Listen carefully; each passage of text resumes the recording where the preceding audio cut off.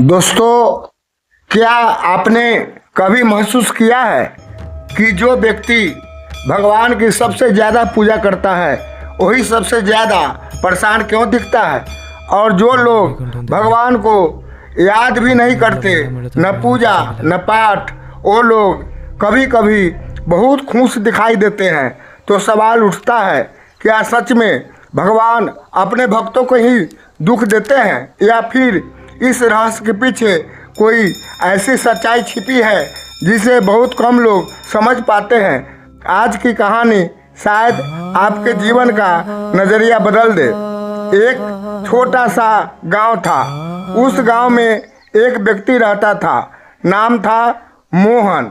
मोहन हर दिन सुबह 4 बजे उठकर मंदिर जाता था, माँ दुर्गा की पूजा करता, दीपक जलाता, मंत्र जाप करता। लेकिन अजीब बात यह थी कि मोहन की जिंदगी में समस्याएं कम होने के बजाय जैसे बढ़ती ही जा रही थी।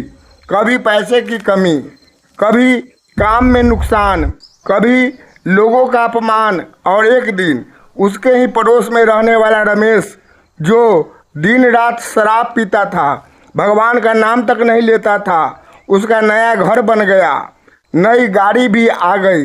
यह देखकर मोहन का दिल टूट गया।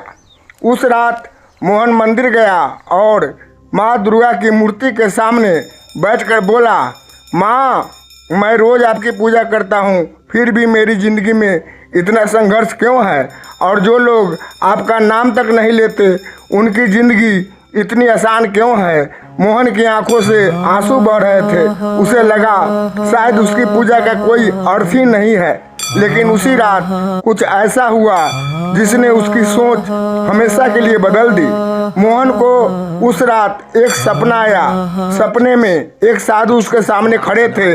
उनके चेहरे पर अजीब सी शांति थी। उन्होंने मुस्कुराकर मोहन से कहा, तुम सोचते हो कि भगवान तुम्हें दुख दे रहे हैं, लेकिन सच्चाई इससे बिल्कुल अलग है। मोहन ने आश्चर्य से पूछा, तो फिर मेरी जिंदगी में इतनी परेशानियां क्यों हैं? साधु ने जवाब दिया, जब कोई व्यक्ति सच्चे मन से भगवान को याद करता है तो उसके पुराने कर्म बहुत तेजी से खत्म होने लगते हैं। साधु बोले, जो लोग भगवान को याद नहीं करते उनके कर्म धीरे धीरे चलते हैं, लेकिन जो भक्त सच्चे दिल से पूजा करता है उसके जीवन के कई जन्मों के कर्म एक साथ सामने आने लगते हैं। इसलिए शुरुआत में उसका जीवन कठिन लग सकता है, लेकिन यही कठिन समय उसके भविष्य को साफ कर रहा होता है।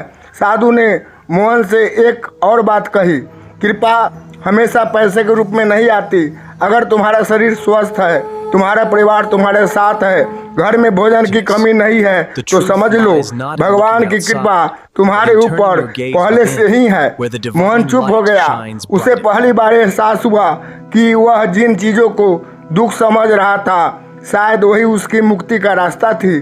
सुबह जब मोहन की आँख खुली तो उसका मन पूरी तरह बदल चुका था। उसने फिर से मंदिर जाकर दीपक जलाया, लेकिन इस बार उसकी प्रार्थना अलग थी। उसने कहा, माँ, अब मैं आपकी पूजा किसी लाभ के लिए नहीं करूँगा, बस इसलिए करूँगा क्योंकि आप मेरी शक्ति है। और कहते हैं उस दिन के बाद मोहन की ज़िंदगी धीरे धीरे बदलने लगी।